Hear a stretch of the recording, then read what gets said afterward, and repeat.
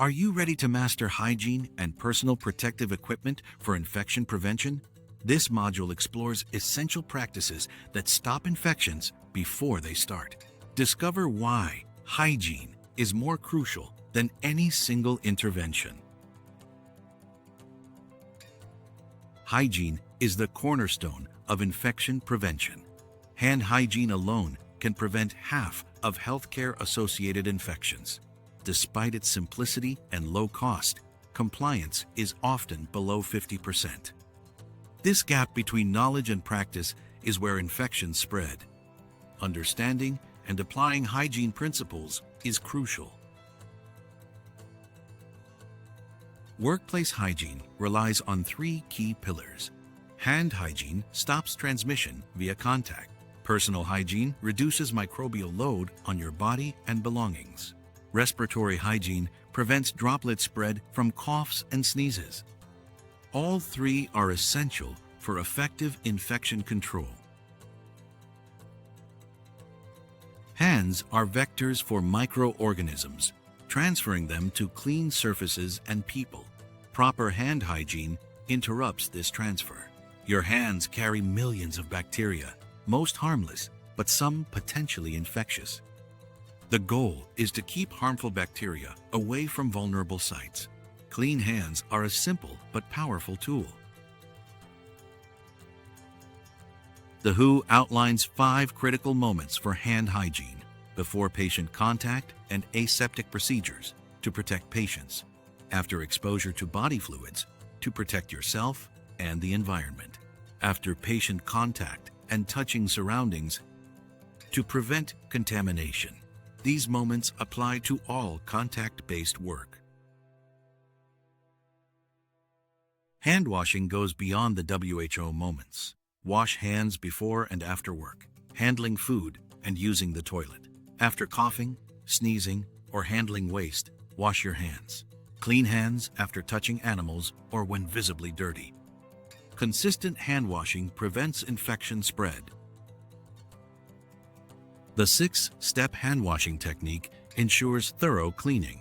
Start palm to palm, then back of hands and between fingers. Clean backs of fingers, thumbs, and fingertips. Each step targets areas missed by others.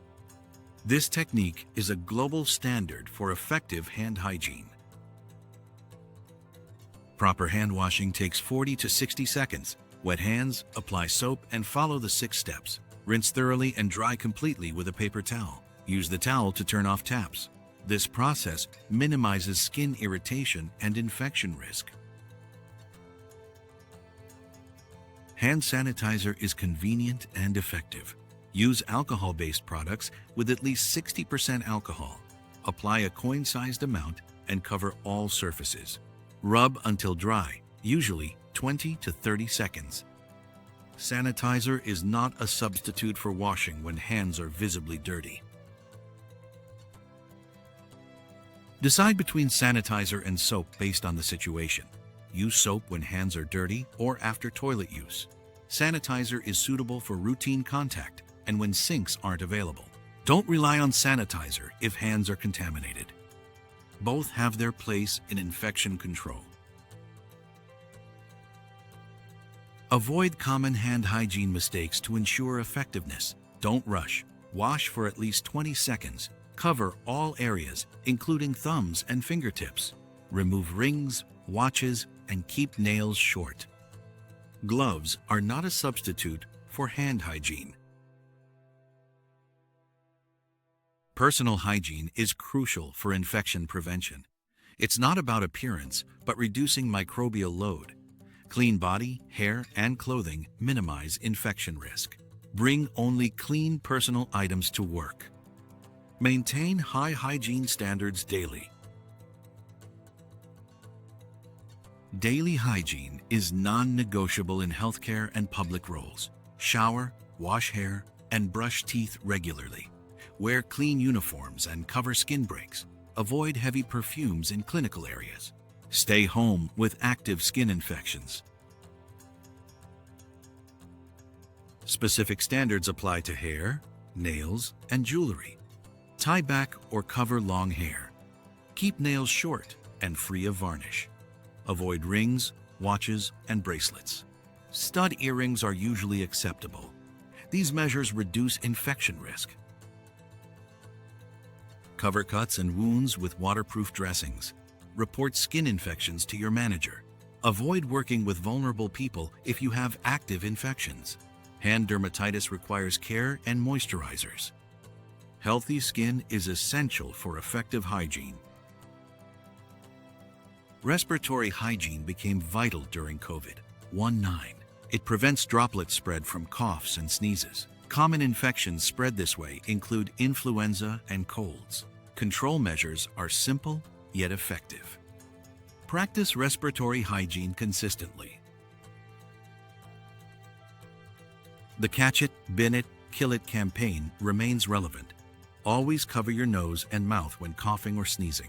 Dispose of tissues immediately in a bin. Wash hands after coughing or sneezing.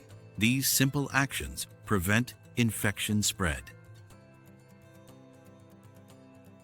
Face coverings vary by setting and policy. Wear masks if you have symptoms or work with infected individuals. Surgical masks stop droplets. Respirators stop aerosols. Replace masks if damp or damaged. Always wash hands after removing masks. PPE is the last line of defense in infection control. It creates a barrier between you and infectious material. Correct use and selection are essential for effectiveness. PPE must fit properly and be used correctly. Training and compliance are crucial. PPE includes gloves, aprons, masks, and eye protection. Gloves protect hands. Aprons protect clothing. Masks protect against droplets. Respirators against aerosols. Eye protection shields against splash and spray. Use the right PPE for the task.